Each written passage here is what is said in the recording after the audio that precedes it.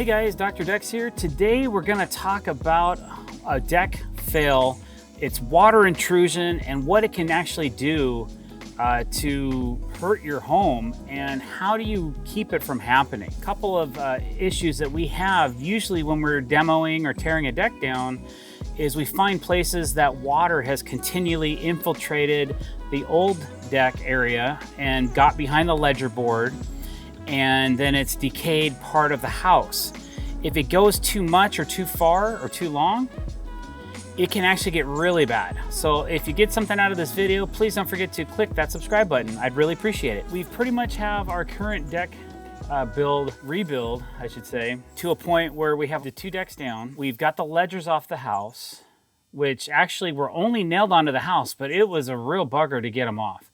There was old plywood and all kinds of other stuff in the way. So got that taken care of.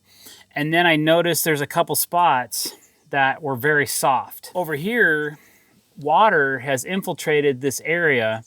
And you can see up here, there's a lot of different methods of how they were trying to keep this from getting water into it.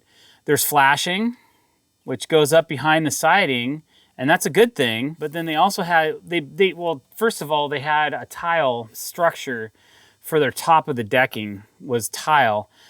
Those never seem to last too long in Washington State. That's where some of the water has infiltrated into this corner.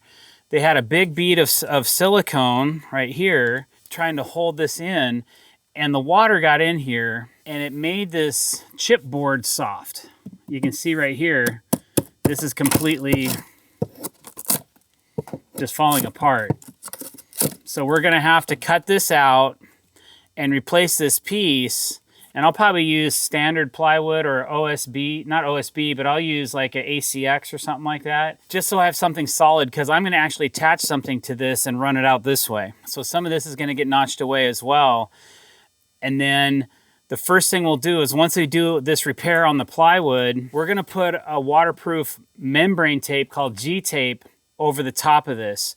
So that's your first layer of defense, because when you're trying to attach to something on the belly board of your home and you're putting all these fasteners through the ledger and through here, and even if there was, and by the way, there was not this house wrap doesn't work very well to protect the ledgers or the belly boards of the home. Once you put a hole in it, it leaks. So there was hundreds of nails in this, and some of them leaked and allowed moisture in here.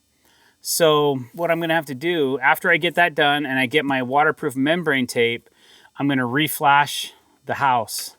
And so what I have to do is I have to take these layers of siding off and run something back up underneath here, because there's no way that I'm gonna be able to get this flashing out of here without destroying this bottom board. It's really tough. We might be able to do it, but it's cement siding, so it's gonna be difficult to get it out. So there's another spot right here that's very soft as well.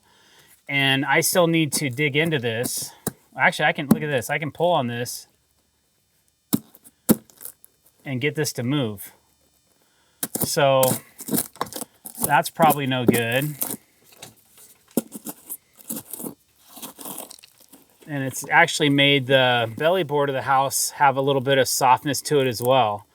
So we'll have to pull that apart and inspect that and see how deep that goes. It seems like it's really just surface, so I might just be able to put a little bit of wood hardener on here. Then I'll replace this piece of OSB with some ACX and then waterproof that, and then I should be good to go. So those are the 2 spots. And why did it leak here? Well, there must have been a compromise in the tile or up against the house, or the water is maybe hitting here. Water can travel a little bit, and this stuff kind of soaks up water like a sponge. You know, this is probably 90s construction, so they don't have some of those really cool modernized outdoor plywoods that you can just tape and then they're good to go for whatever use. So we're going to pull this softness out of here. Yeah, I could probably pull that whole thing off of there. Yeah, you can see it's just falling apart. And it's a little swollen right here too. I can kind of feel it when I rub my hand against it. So I'll probably take a plunge cutter or an oscillator and cut a line here, here, and all the way out to here. Get rid of that, throw a new piece in, and then hopefully we're good to go. If this is too deep on the inside of this outside rim board of the house, I might have to cut a section of that out as well and replace it. I've been there before. I've done it where that was crumbling, and thank goodness I haven't really had it to where it's gone into the interior floor joist of the home, but I've seen it before from other guys I know that have sent me pictures. And they've actually had to go in and sister in something inside the floor joist and then attach a new belly board to that. And then make sure that's attached properly so that you can attach your ledger to it. So there's a lot going on there that you got to think about. But that's something that's kind of difficult with the type of deck that was installed on this house. Usually the problem is it's either the flashing, there's no flashing, the flashing has failed, there's no wrap on the house or no proper wrap. The peel and sticks that we use nowadays have only been out for maybe 5 to 10 years.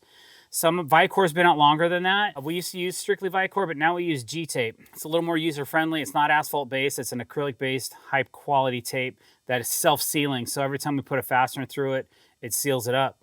Once that's done, proper flashing again on the house, onto the ledger.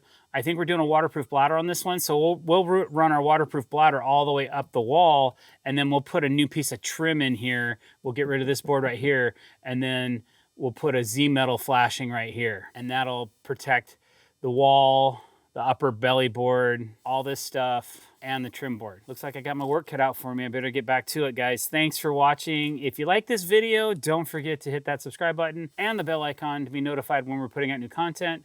Don't forget to like this video. Leave us a comment below and let us know what you think of this channel. Thanks for watching, guys. Have a great day.